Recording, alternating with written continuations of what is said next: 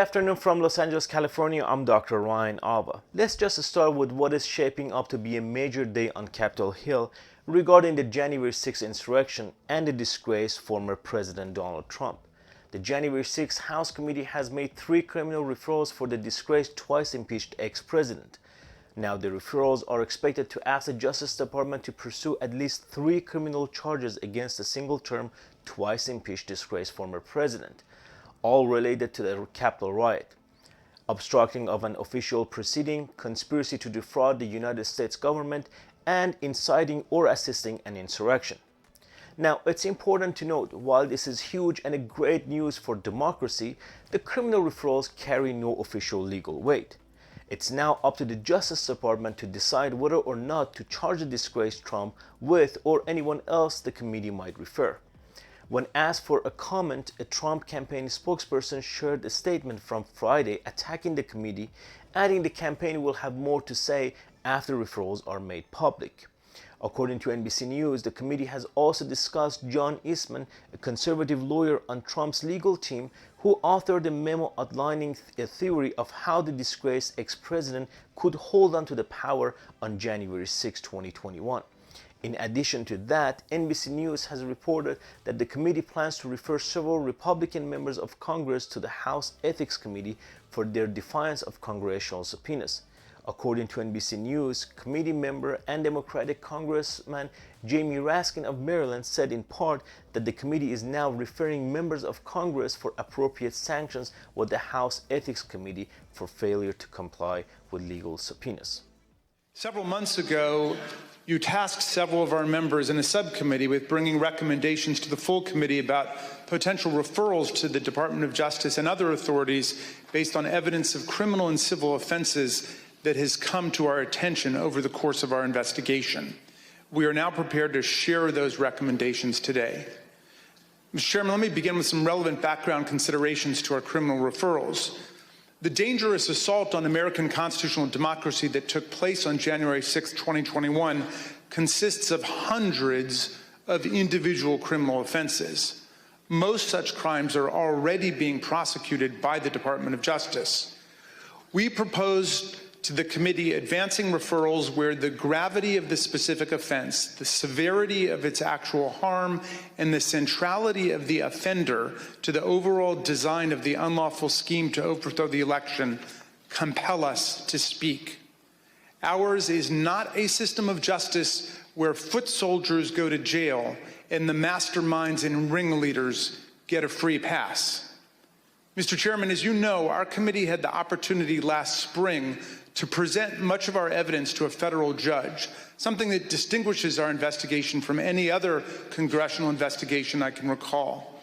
In the context of resolving evidentiary privilege issues related to the crime-fraud doctrine in the Eastman case, U.S. District Court Judge David Carter examined just a small subset of our evidence to determine whether it showed the likely commission of a federal offense. The judge concluded that both former President Donald Trump and John Eastman likely violated 2 federal criminal statutes. This is the starting point for our analysis today.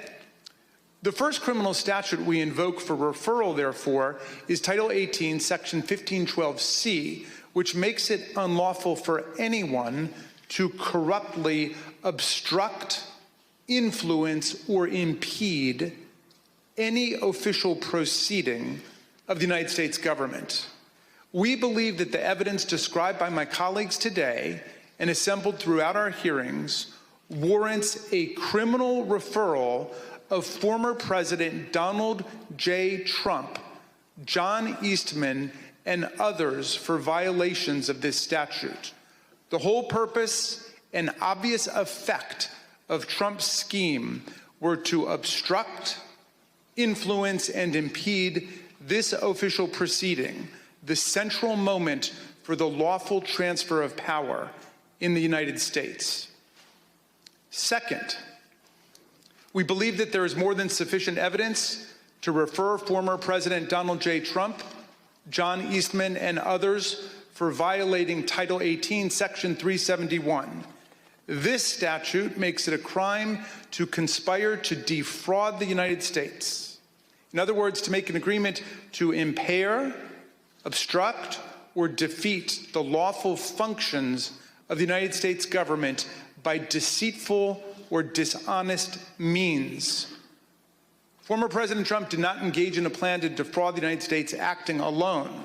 He entered into agreements, formal and informal, with several other individuals who assisted him with his criminal objectives. Our report describes in detail the actions of numerous co-conspirators who agreed with and participated in Trump's plan to impair, obstruct, and defeat the certification of President Biden's electoral victory. That said, the subcommittee does not attempt to determine all of the potential participants in this conspiracy, as our understanding of the role of many individuals may be incomplete even today because they refuse to answer our questions.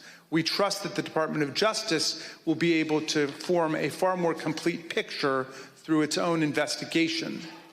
Third, we make a referral based on Title 18, Section 1001, which makes it unlawful to knowingly and willfully make materially false statements to the federal government.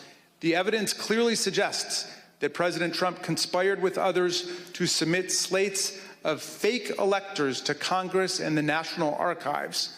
We believe that this evidence we set forth in our report is more than sufficient for a criminal referral of former President Donald J. Trump and others in connection with this offense.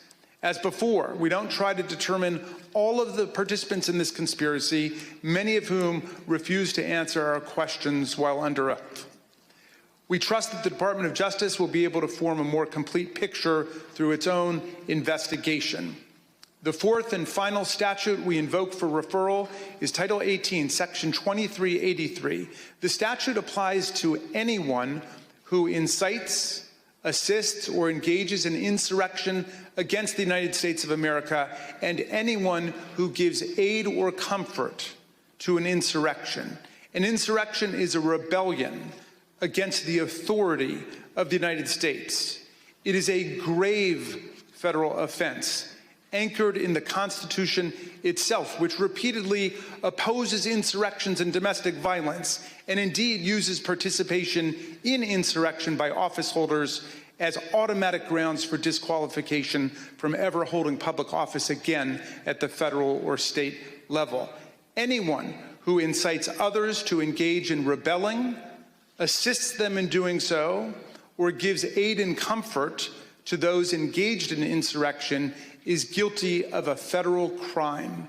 The committee believes that more than sufficient evidence exists for a criminal referral of former President Trump for assisting or aiding and comforting those at the Capitol who engaged in a violent attack on the United States. The committee has developed significant evidence that President Trump intended to disrupt the peaceful transition of power under our Constitution.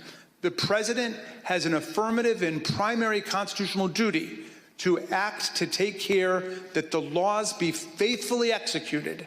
Nothing could be a greater betrayal of this duty than to assist in insurrection against the constitutional order. To support my work, please subscribe to my channel and give this video a thumbs up.